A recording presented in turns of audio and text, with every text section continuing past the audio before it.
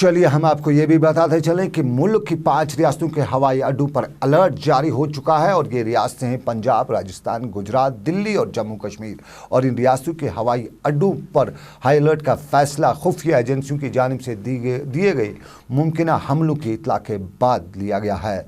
शहरी हवाबाजी ने इस हवाले से सिक्योरिटी अहदेदारों को बताया है कि इन हवाई अड्डों की हिफाजत पर मामूर हिफाजती फोर्स को चौकन्ना रहने के हिदायत दिए जाएं। याद रहे, हिंदुस्तान और पाकिस्तान के दरमियान ताल्लुकात में कशीदगी के ताल्लुकात में सर्जिकल स्ट्राइक्स पर सूरत-ए-हाल काफ़ी कशीदा है और दोनों अतराफ से ये लग रहा है कि कहीं मामला आगे ना बढ़ता जाए। इधर हिंदुस्तान और पाकिस्तान के फटे में अमेरिका की टांग बराबर जारी है और अमेरिका ने पाकिस्तान को दहशतगर्द मानने के भारत के मुतालबे की हिमायत न करने का ऐलान करते हुए कहा है कि भारत और पाकिस्तान को कश्मीर समेत तमाम तस्फिया तलब मसाइल के हल के लिए बाहमी मुज़ाकराती अमल शुरू करना चाहिए। ताहम अमेरिका ने यह बात भी जोर देकर कही है कि वो पाकिस्तान में दहशतगर्दों के खिलाफ कार्रवाई में पाकिस्तानी हुकूमत के साथ काम जारी रखेंगे।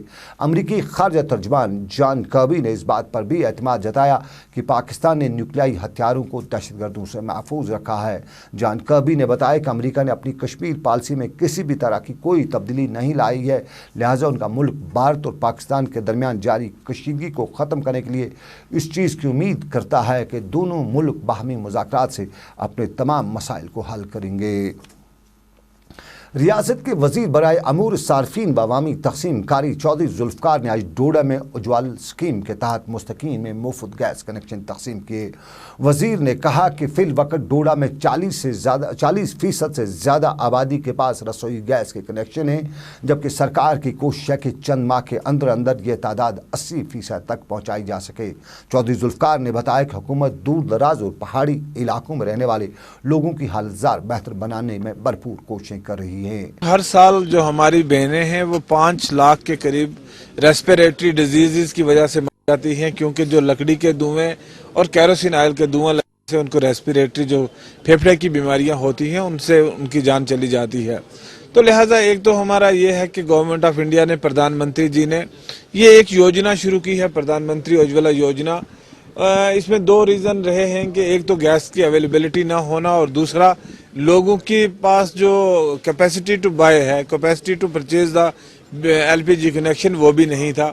तो लिहाजा एक तो बीपीएल के लिए हमने मुफ्त कनेक्शन दिया है, जिसमें हम हर इंडिविजुअल को तकरीबन 4,800 रुपये का बेनिफिट दे रहे हैं, गैस सिलेंडर दे रहे हैं, फर्स्ट फिलिंग जो है वो फ्री में दे रहे हैं, रेगुलेटर फ्री में दे रहे हैं, होम पाइप उसको फ्री में दे रहे हैं।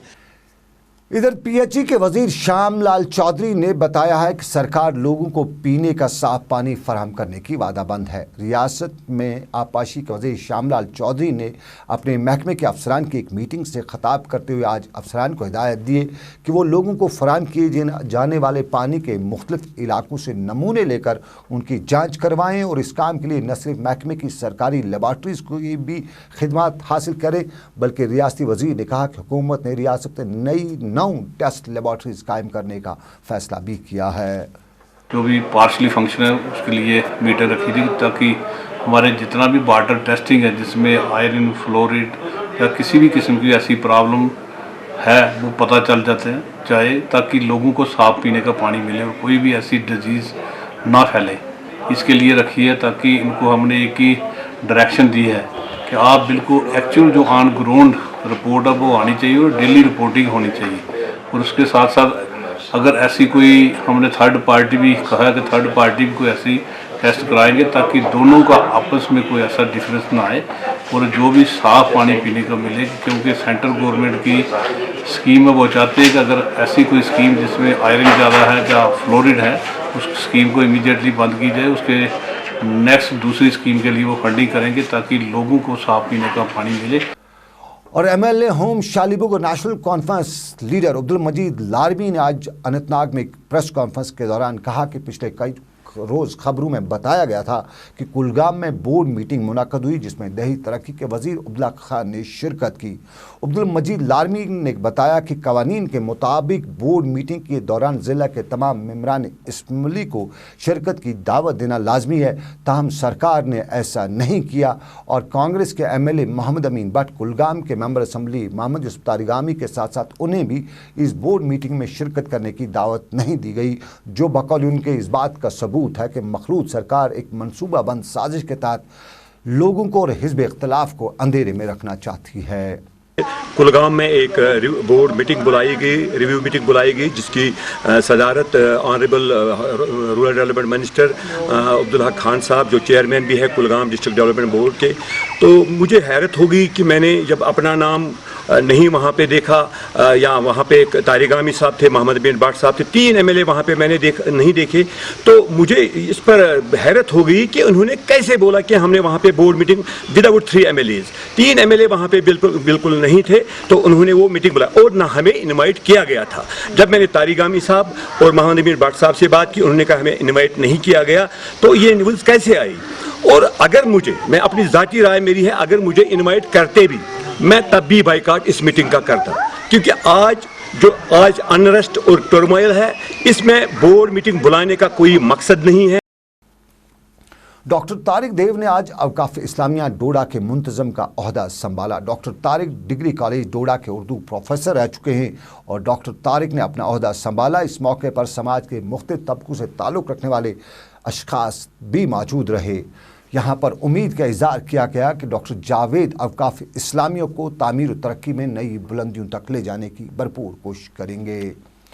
और चलते चलते हम अपने नाज़रीन को 2 बातें ज़रूरी बताने चाहेंगे। एक, हम आपको बताएंगे जंग का माहौल हिंदुस्तान और पाकिस्तान के दरमियान जंग का माहौल है या नहीं है, ये सूरत हाल है, लेकिन अमेरिका जंग करवाना ही चाहता है और अमेरिका की सूरत हाल कुछ ऐसी कि मशरक़ के इराक़, अफ़गानिस्तान या दूसरे मुल्कों में जंग करने के बाद अब मशरक़ के वस्ता में जंग के साए मज़ीद गहरे हो रहे हैं और रूस ने शामी सरकार के ज़ेर इंतज़ाम इलाकों के तहफ़्फ़ुज़ के लिए अमेरिका को भी वाज़ह धमकी दी है।